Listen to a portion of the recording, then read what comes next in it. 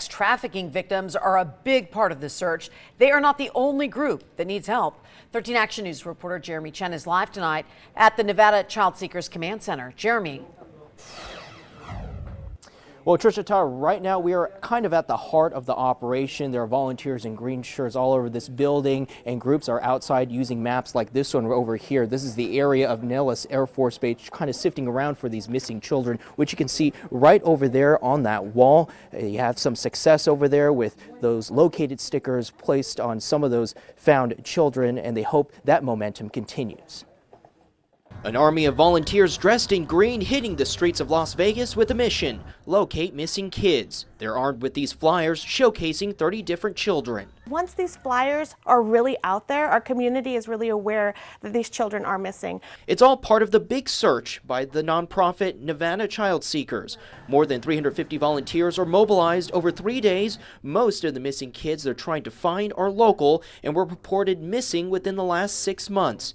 The organizer, Margarita Edwards, says in the 4 years they've done this, they've had an impact.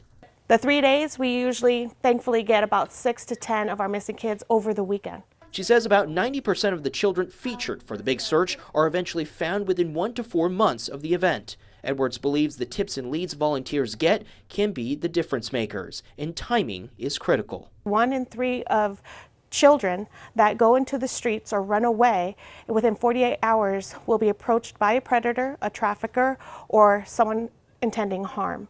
You know, when you're 13, 14 years old and you're out on the street, do you have any means for a car or a place to stay or anything like that? Some of these kids are running from stuff at home. Some of these kids aren't running. Some of these kids are sold. The nonprofit says every year there are 8,000 children reported missing in Nevada. It could be abuse in the home.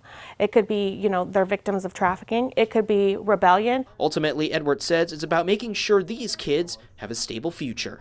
Once they're found, if they're offered help, then they're safe and they can make better choices. And we're an advocate for our children.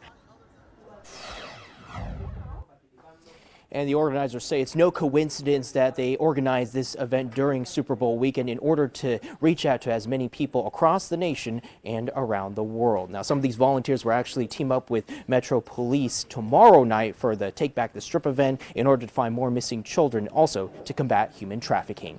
Jeremy Chen, 13 Action News.